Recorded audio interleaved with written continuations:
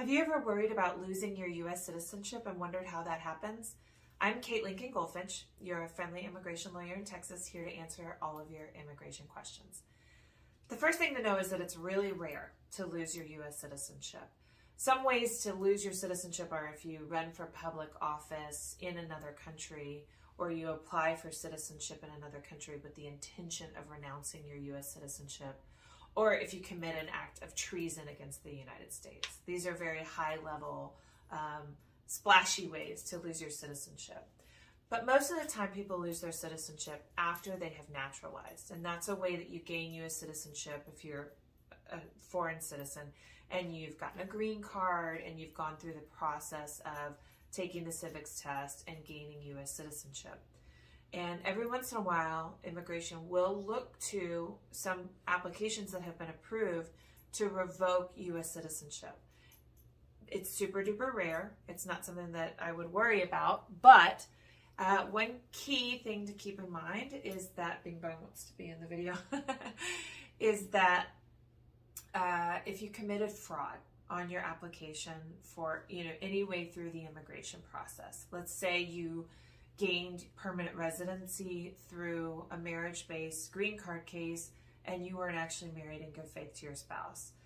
Maybe it was a program or a ring, a fraud ring, where you paid someone to marry you and file for your green card, then you became a citizen.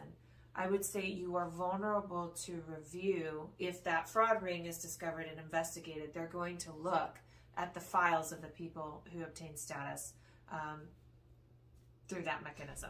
So the key thing is to never lie to immigration. And I know sometimes people think, how's anyone ever going to find out if I left the country and came back in, or if I didn't actually live with my spouse, etc., or if I didn't work at the company that petitioned for me. But the thing is, we don't know. The federal law enforcement budget is many, many billions of dollars, and they have access to all kinds of information that we have no idea about. And so I think you should always assume that if you commit fraud or if you lie on an application, it could be discovered and your application will be at risk.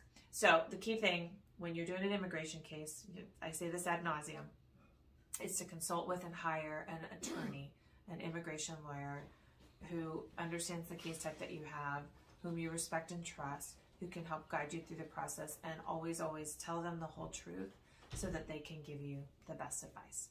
Hope that helps. If you find these videos useful, please hit the like or subscribe button, or feel free to share it with your friends.